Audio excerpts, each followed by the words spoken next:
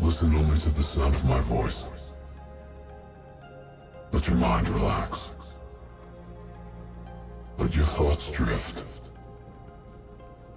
Imagine yourself in a frozen forest. Hello there, Seraphim17 once again. This is my Black Ops 3 realistic difficulty video walkthrough. This is mission 6, it's entitled Vengeance. And I'm going to apologise in advance, guys.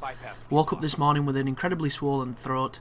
I think it's to do with like a head cold slash, glands or something. And it's probably going to affect the way I talk, and I might not be able to talk the same veracity that I normally would. So I'm going to take it a little bit easier, but I need to get this video done because I'm about to be incredibly busy on the channel. And I just want to share this walkthrough with people because I think it's going to be a good one. So, for the majority of this mission, you're going to be taking on humans. So any human abilities are going to work wonders on this section. And then towards the end of it, there's going to be some opportunities to use things against robots. So, if you're level 20 at this point, it means you can cycle between your gear, and you can use any of the cyber cores. You can do the green tree, you can do the blue tree, or you can do the red tree. I don't have that, guys.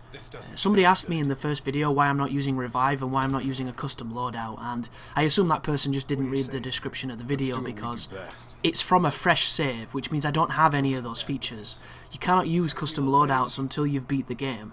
Doesn't work that way. The only time you get access to mess with your loadouts is when you get into the safe houses, and then you can use the weapons that you've accrued to where you are in the game, but you cannot do the comprehensive custom loadouts until, of course, you've got all the guns and you've beaten all the levels and you've leveled your character up. And when you start from a fresh save, you don't have that, and the point of me doing it, if you're wondering, is literally to make the game as challenging as possible so that it will translate to anybody who's watching and who needs help. If I play this game from the beginning on an inherited save, using the best gun in the game, using the revive ability and all the best abilities and swapping between them, that doesn't help the person who doesn't have those abilities or doesn't have those guns. And I want this to help as many people as possible. So for that purpose, you will see me do this as if it was my first playthrough. You will see me do this without the augmented help of the ability to die twice before failure. There will be one instance where I use that technique because I had to use the specialist kit because I didn't have the weapons to compete in a certain mission due to losing my save file. But if that had not happened, I would never have done it because I didn't need to. I was comfortable with where I was. The game just deleted my file, and it does happen. I think this is the buggiest Call of Duty I've ever played, but there are a lot of people who are telling me that they're having no issues from their experiences. So I'm getting a lot of different reports. I've seen crashes on every system I've watched this game on. I've seen people having matchmaking issues. I've seen people having, softlock issues, scripting issues, and I've had a whole bunch of them myself. But the thing to bear in mind is, it doesn't necessarily mean that every copy is going to be that way. Not everybody's going to have the same problems. There are exceptions and there are rules, and right now I couldn't tell you which is which. That is a person who's dead but doesn't know it yet. That's a glitch. But it's one of those friendly glitches that doesn't really hinder you. And at this moment in time I'm experimenting with the KN-44, and I have the ability to jump on walls, so you're going to see me doing it quite a lot because I like the idea of it. I just think the implementation is incredibly dangerous on realistic mode. Jumping on walls is going to lead to getting killed, although it is fun to do, and I never played Titanfall, so to me it is a very new mechanic and I do really appreciate it. I just wish you moved a little quicker at times, although I understand it's probably balanced around multiplayer in mind. But this particular mission is pretty simple for the most. There are a couple of sequences where it can get out of hand, but as long as you're playing intelligently and you're approaching realistic with the right mentality, you're probably not going to have too many issues with this level. The only part that I got frustrated with was at the very end in the burning building, because there's a lot of robots and there is a checkpoint that I severely disagreed with, and I ended up trying to rush it and I started playing terrible and I started getting destroyed. And one thing I find in a lot of games, the more impatient and angry I get, the worse I play. So it's always, it's a quest to try and keep my cool, keep my reserve. And this is one of those weird moments where it won't let me use this ability, because apparently those people over there they look mean, are not registered as targets just yet. So the power weapon you were given in this mission is the Shiva. The Shiva is a single-shot, semi-automatic rifle. It is a fantastic gun. However, I think the one we're using right now is a special variant, because it does not work like this when you get the gun in the game and you actually equip it in your loadout. It will not kill people in one bullet. It doesn't work that way. Not even on Recruit does it kill them immediately in one bullet, but this one does. And I'm not too sure why, because I have it with every attachment. And I have it so that I've got it with a full metal jacket, I have it with the high caliber rounds, and I still have times when I have to shoot people 3 to 4 times to kill them, so it's a little disappointing when you use this monstrous weapon.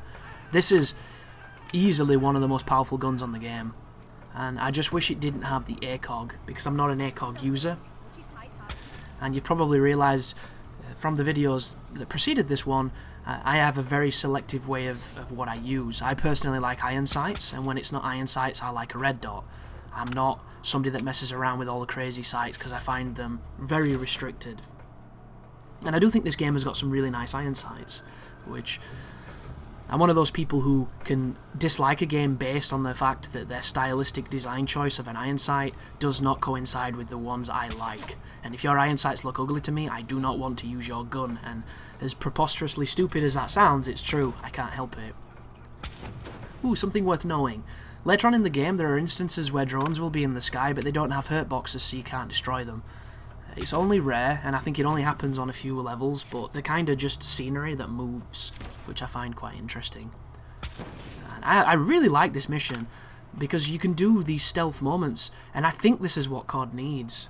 And it's not new, it's not innovative, but the ability to approach a sequence and do it without being spotted is something I really like in first-person shooters. It's something I like in all games. And if Call of Duty can implement that and give people choice, if you want to go guns blazing, do it.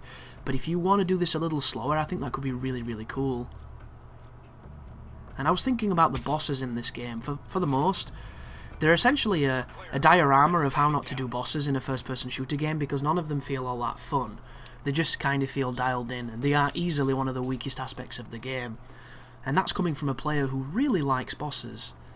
And I appreciate that not everybody does, which is baffling to me because I really like them, but you know, different strokes for different folks. As we have a really nice transition there. I think it's hiding mid-level loading, but it looked cool, and I don't mind that type of stuff when it is that interesting.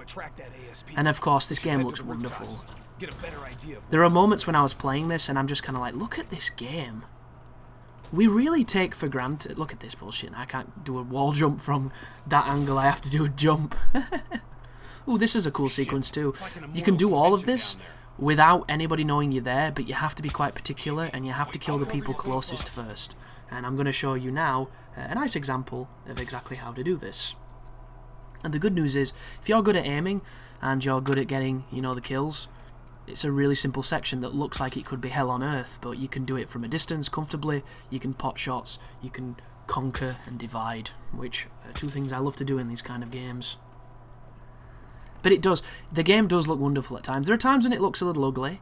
It does have a couple of questionable, blurry textures in some areas that didn't receive the same kind of love, but on a whole, I really... Do you know when you have that moment where you feel like it's next gen? And I haven't had many of these moments, but I got it with this game, and I was really happy to see it, because so far, I can't even put into words how disappointed I am with the consoles of this new generation. I can't put into words how disappointed I am where every time I start a new game, I literally kill my own buzz for wanting to play that game because it takes so long to actually play. And it's all external factors that have nothing to do with gaming, it's just the way that the machines work. And I know I come across sometimes as incredibly critical on the hardware, but the truth is simple, isn't it? We have to do these mandatory installs because we can't read this quantity of information quick enough to make it playable. So that's why you have to do these massive bulky installs to help the game run.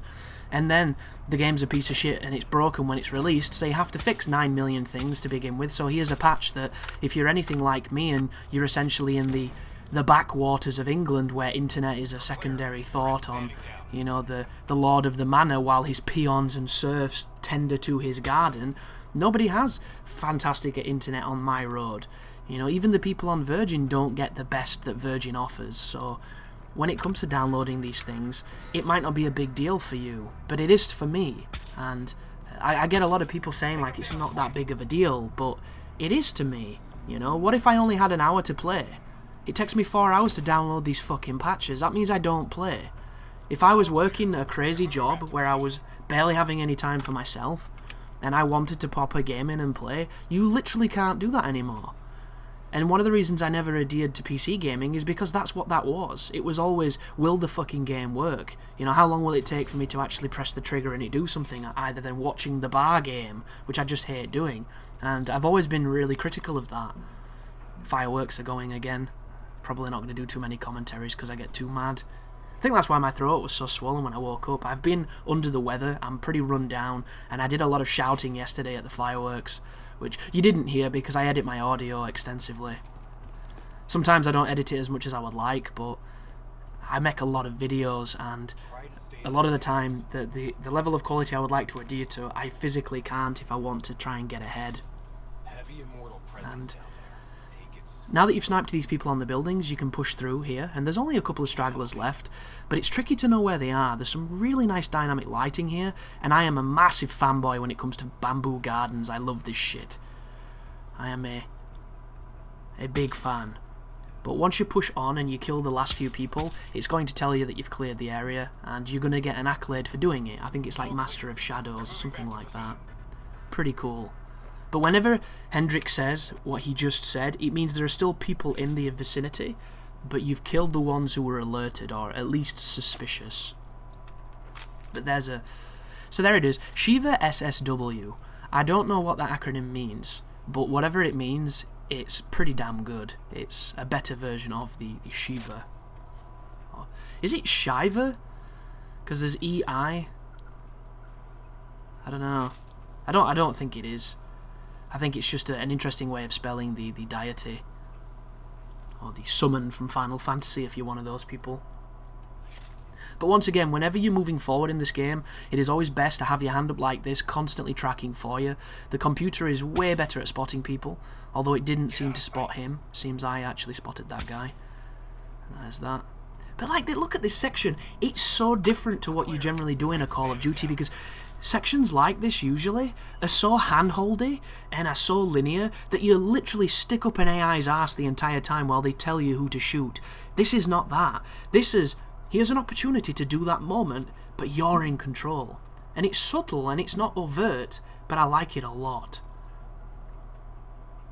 As I am being a little paranoid here, with my Astros cranked, hoping to hear the AI, which you'll never hear, because for some reason they don't make any sound. Treyarch's really dropped the ball when it comes to the sound of footsteps in their games. And heaven forbid if you're the type of player that relies on that in the multiplayer, because I hear it's going to be just as bad. There's a lot of music in that multiplayer, a lot of ambient noises. There was the accolade anyhow, complete to the shadows. And then we'll push into this building, and Hendrix Spartas that dude.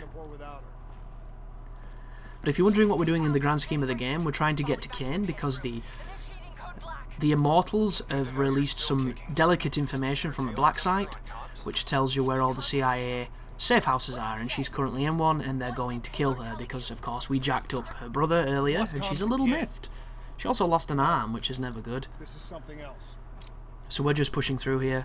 You'll notice I've got my side Man of War, which is one of my favourite guns in the game so far.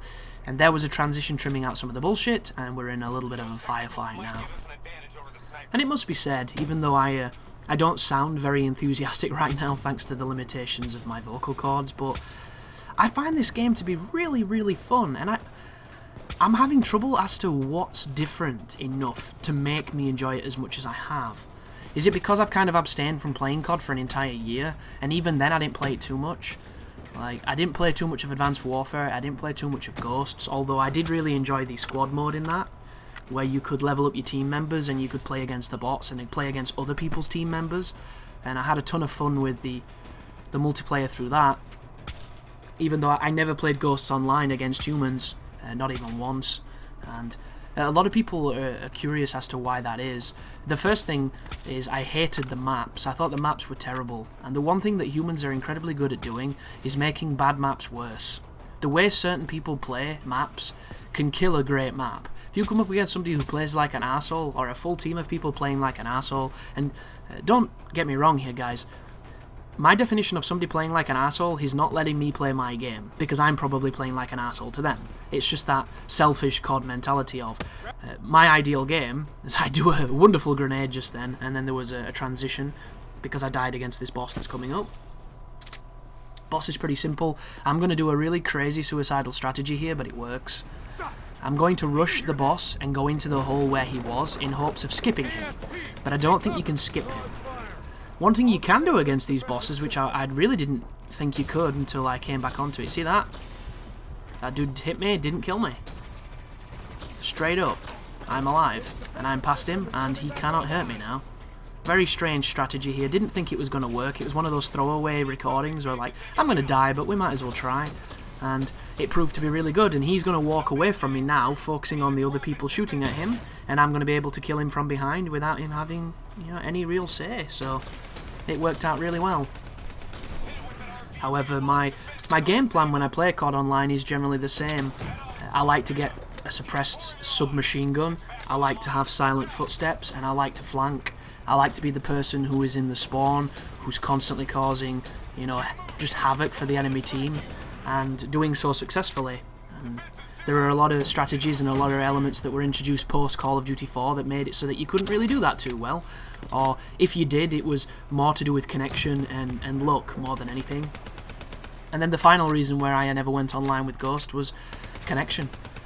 My internet was being choked at the time by my provider, even worse than it was, so my download was 0.9 and my upload was like 0.3, and on that connection I am far too competitive to lose every gunfight I should win.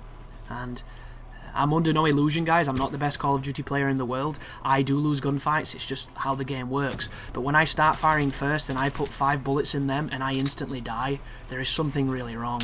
And if I'm not playing with friends or I'm not playing with a team and I'm focusing on the win, I can't do it. I just can't do it.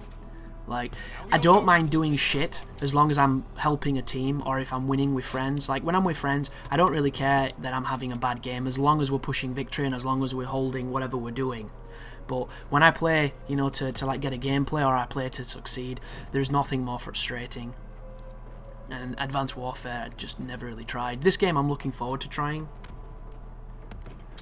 But going back to what I was saying, I don't really know why it feels so refreshing, because the multiplayer surely doesn't.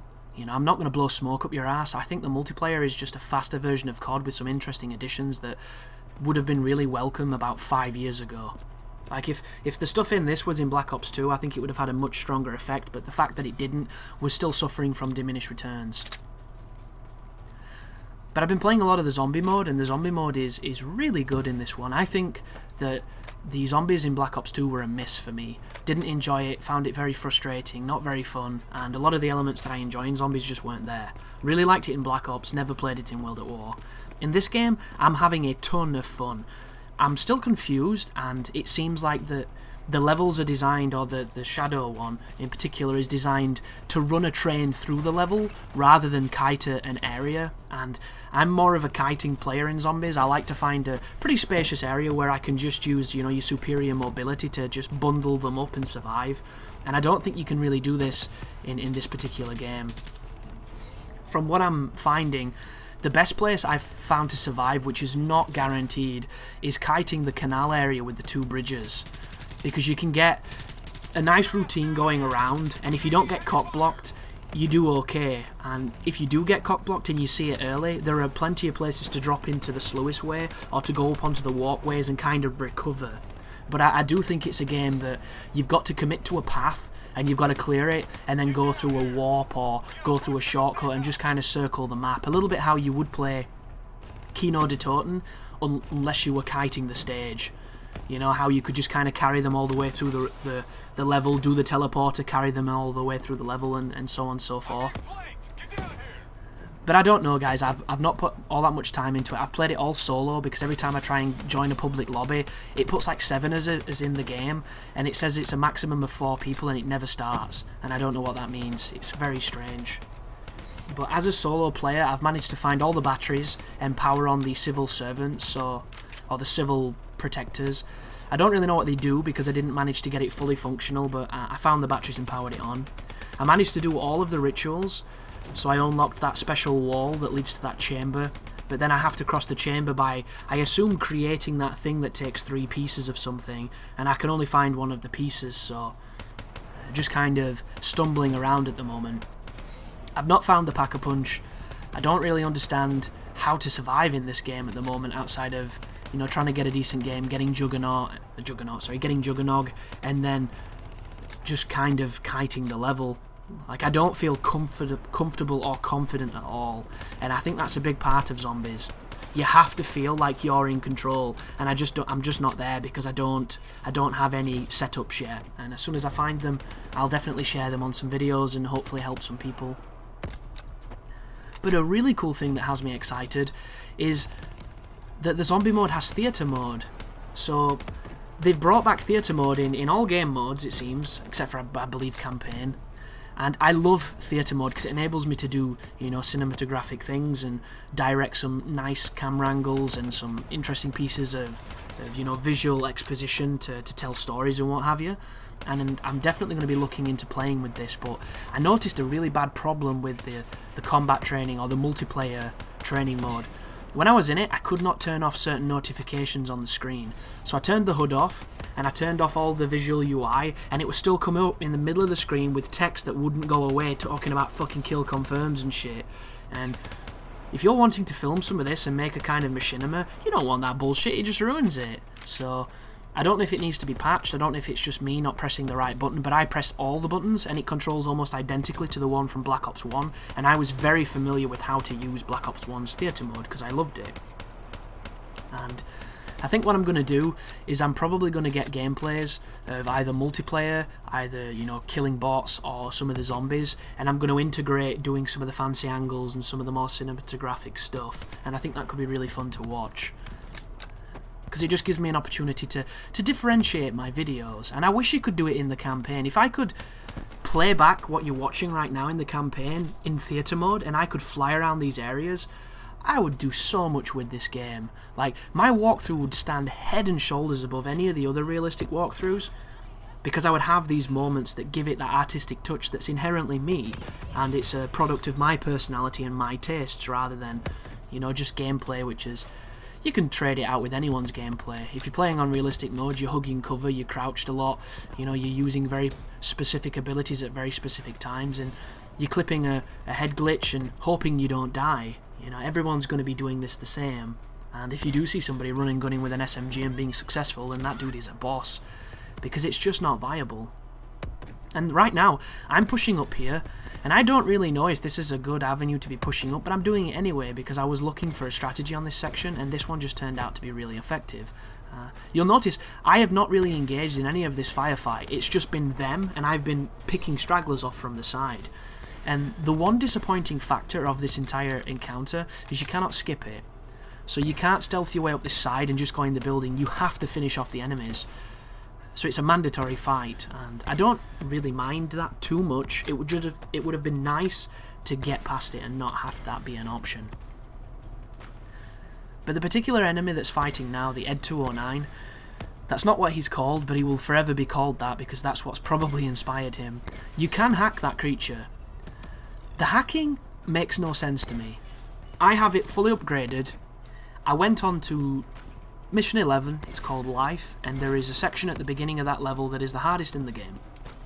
It involves 2 big tanks and about 6 of those Ed 209 bastards, infinitely spawning robots and infinitely spawning drones. It is the most miserable area in the game. I do it using the Shiva, a rocket launcher, and just understanding how that section works because I was there a long time. However, I saw somebody hack one of those machines, so I'm like, if you can hack that machine, you could make that end bit really easy, and that entire 4 hours of struggling that I went through could be completely avoidable. And if I can make a video that does that, nobody has to feel what I felt in that moment, which was pure and utter despair. Like, the despair that you just cannot really match. Because it wasn't a section where you die in 50 seconds, but if you do it for 60 seconds, you win. If it was that, I wouldn't have felt any despair, because in those moments I just grit my teeth, I refill my beverage, and I know I'm going to win. It's just a matter of time, and be it 1 day, 10 hours, 10 minutes, it doesn't matter to me as long as I get it done. But when it's a section where you're fighting for 30 minutes, that is not something that you can casually brush off when you die, because you've done too much work. And that's what that moment was. It was 30 minutes of insane, lucky bullshit coin tosses, and then for me to die and have to face that again, I was getting really, really bad. I was in a bad place for a long time. And then I found this ability, so I battled my way on realistic mode back to that section, got to that area, started trying to hack it, nothing happened. Held both the buttons, I've got my hand up like I'm some kind of Jedi, nothing. No change of the indicator, not one bit. I go closer, nothing. Couldn't hack it. Am I doing it wrong? Do I not have the upgrade? What am I doing? What's wrong? Why isn't it working? Couldn't tell you. I quit out, I go to another level where you bump into one of those creatures. I try and hack it. I'm 9 weeks away with my hand up and it's hacking. Doesn't make sense. Why can I hack this one but I can't hack this other one? And my only logic here is that the one that I'm talking about later on Mission 11 is technically a boss. And because it's a boss, you cannot take over it. Or the game is just being buggy again, and you can actually take over it, it just wouldn't let me for whatever bizarre reason. And I honestly couldn't tell you, because I've tried it twice now to no avail, yet in other areas I have been able to take over them. There is an achievement for taking over one of those crabby tank things. So I don't know why it's so weird. What I do know is the robot that's controlled by Hall cannot be taken over because it's a boss, so my only logic here is that it's a restriction to make it so that it's not super easy. Because if you could take over those big tanks, it would be effortless, because you don't even have to do anything. You hold X and they suicide. Speaking of suicide, the checkpoint here was before those robots were in the fire when I threw a grenade, and you have to get all the way up these stairs to the first room before the checkpoint lands, and sometimes the checkpoint is lazy. And it's not difficult, it's just the cover's terrible and you die in a bullet, and every enemy has perfect aim. So right now you're watching this thinking, oh well, Chris, you're shitting on people, you're shooting them in the chest, you know, you're using advanced positioning and tactics and you're getting on. That's true, but I must have died 15 times to the moments where that wasn't the case, and I did nothing different. I wasn't being aggressive, I was doing exactly what you've just witnessed. The only difference is my cranium had considerably less holes in it, and I cannot give you a skill, I cannot give you a strategy that's going to make you lucky. It's just the way the game works. And just then, when I popped out and that guy looked at me and he said the yellow indicator telling me he was firing, could have been a death, but it wasn't. And that's what makes realistic mode so frustrating. Somebody asked me on Twitter, you know, real talk, how bad is realistic mode? And I wanted to tell this person it's not that bad, because it isn't. But then I realised I've already done it, and at the time, it was. So, what do you say to that kind of question? It is bad, but you can make it manageable. If you're stubborn and you persevere, you can get through. Do you know what's worse? There's an achievement in this game for getting all the decorations. One of the decorations is for beating every level on Veteran without dying, never reloading a checkpoint. And Veteran, you take about 3 to 4 bullets to die, so it's still really quick to die, and these levels are pretty long and pretty challenging, so that is no easy task. And then on top of that, there's one for beating the combat simulator on realistic, which is 16 waves of enemies that are far denser and more tricky than anything in the campaign, and there's 0 checkpoints, and you die in 1 bullet. And you have to get all of these to get that achievement. That is masochism at its finest. That is an achievement that I look at and go, fuck that. Because that's not even mentioning getting all the camos with every gun, which is 650 kills with every gun in the game, in the campaign, and all this other bullshit. Do all the accolades, which is all those challenges at the end of every mission. This is literally, like, Seriously 2.0, or Seriously 3.0, that ridiculous one from Gears 3. It's one of those achievements that when you see it, you just go, Jesus Christ, dude. Jesus. But thank you for watching, and you take care now.